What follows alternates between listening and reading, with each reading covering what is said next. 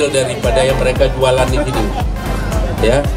Yang jualan di sini UMKM, kita beli, kita makan di sini. Ataupun kita datang, kita buat tempat di depan itu, kita coba tidak disediakan lagi seperti ini, tapi kita membeli. Kita harap melalui Car Free Day ini benar-benar bisa menjadi Banda Aceh sebagai warga yang sehat melalui Senam